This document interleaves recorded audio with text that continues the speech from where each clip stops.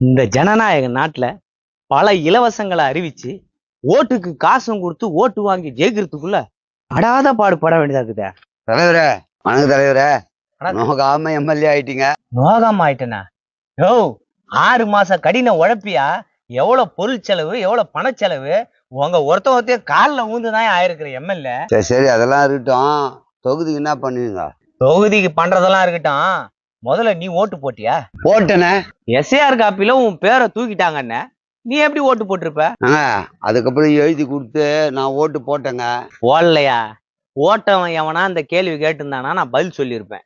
நீ போடாதவன், நீ என்கிட்ட எதுவும் கேட்காத விட்ட, நான் எதுவும் பதிலும் சொல்ல மாட்டேன். நாங்க நம்ப மாட்டேங்க. நீங்க இதை பாருங்க, ஓட்டு போட்டேங்க.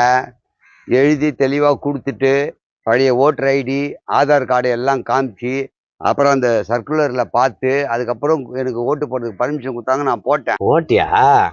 சரி, போட்ட.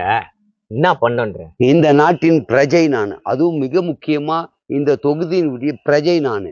இந்த தொகுதிக்கு என்ன பண்ணுவீங்கன்னு கேட்க எனக்கு முழு உரிமை இருக்கு. அதெல்லாம் இருக்கட்டும், கரெக்டு தான். நீ எனக்கு தான் ஓட்டு போட்டன்றதுக்கு ப்ரூஃப்னா அதை காட்டு முதல்ல. என்னங்க மாற்றி மாற்றி பேசுறீங்க? தேர்தல் வாக்குறுதி தான் மாற்றி மாற்றி பேசுறீங்க. பார்த்தா இதையே மாற்றி மாற்றி பேசுறீங்க. நான் எதுவுமே வீடியோ எடுக்கலான்னு உள்ளே போனேன். யாருக்கு ஓட்டு போட்டேன்னு தெரியணுன்றதுக்காக உள்ளே அலோவ் பண்ணல. என்னென்ன பண்ண சொல்ற? அலோவ் பண்ண சொல்லு. வீடியோ எடுத்துன்னு வந்து உங்ககிட்ட ஆதாரத்தை காட்டுறேன். ஆதாரம் இருக்காதுன்ற தைரியத்துல தான் இந்த கேள்வியை நான் கேட்கறேன். சரி, உங்களுக்கு நான் ஓட்டே போடலன்னு கூட வச்சுக்கோங்க. இந்த தொகுதிக்கு நீங்க தானே இப்ப எம்எல்ஏ, செய்ய வேண்டியது உங்க கடமை தானே.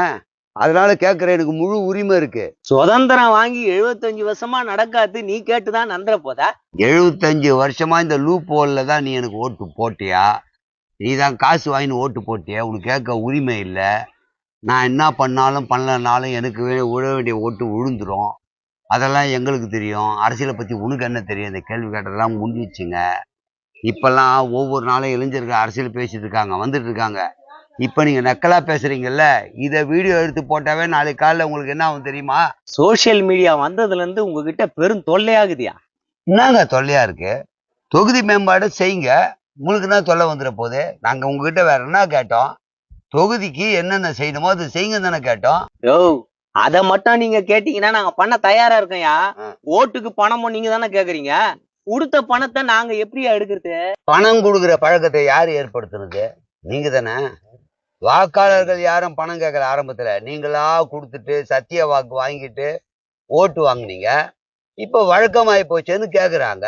இப்போ உங்க கட்சி 1000ன்னா அவங்க 1500, அவங்க 1500ன்னா நீங்க 2000, அவங்க 4 இலவசம்னா நீங்க 6 இலவசம், அவங்க 6ன்னா நீங்க 10 இலவசம். இப்படி கொடுத்து பழக்கப்படுத்துறது யாரு? பழகினீங்கல்ல, அதே மாதிரி நாங்க தொகுதிக்கு எதுவுமே செய்யலன்றதையும் பழகிக்கிங்கயா. எங்க மழை தண்ணி தேங்கி நிற்க கூடாது, ரோடு நல்லா இருக்கணும், குப்பை வாரணும், கரண்ட் கரெக்டா வரணும், பள்ளிக்கூடம் நல்லா இருக்கணும், உடற்பயிற்சி மையம் நல்லா இருக்கணும், பார்க் இருக்கணும், பஸ் ஸ்டாண்ட் இருக்கணும். இதெல்லாம் அடிப்படை தேவைங்க. அது எப்படி பரவாயில்லன்னு பழகிக்க முடியும்? நல்லா பேசுறியா? ஏன்னா என் கட்சியில சேர்ந்துரு. இப்படி நடு ரோட்ல நிப்பாட்டி கிராஸ் கொஸ்டின் கேட்காதயா. கட்சியில சேர்ந்துடவா? ஆமா, உழைக்க தெரிஞ்சவனா தான் என் கட்சியில சேர்ந்துரு. உழைக்க தெரியாதவனா தான் இப்படி ரோட்ல நின்னு புலம்பிக்கினே கடை. நான் போறேன். மக்களை இப்படிதாங்க நம்ம இலவசத்தை கேட்டு கேட்டு பழகிட்டோம். அவங்களும் பணம் கொடுத்து அதை எடுக்கிறதுக்காக கட்சியில நின்று வேட்பாளராக போட்டிட்டு ஜெயிச்சுட்டு பணம் பார்க்கறதுக்கு பார்க்குறாங்க. உண்மையிலே பார்க்க போனா நம்மளும் திருந்த வேண்டியிருக்கு, அவங்களும் திருந்த வேண்டியிருக்கு. அதிகப்படியா இந்த மாதிரி கேள்வி கேட்டா அதுக்கப்புறம் நீங்களும் துணையா நிக்கலன்னா ஏதாவது கட்சி சேர்ந்து நம்மளும் பணம் பார்க்கலாம் அப்படின்ற எண்ணம் எனக்கும் வந்துடும். என்ன மாதிரி ஆளுக்கும் வந்துடும் சொல்ல வரேன். அதனால 2 கட்டமும் மாறினாதான், இல்லைன்னா தொகுதியும் மேம்படாது, வேட்பாளரும் எம்எல்ஏவும் மாற மாட்டாங்க, நம்மளும் மாற போறதில்ல. பார்த்து நடந்துக்குங்க. போறாரு பாரு சொல்லிட்டு போங்க.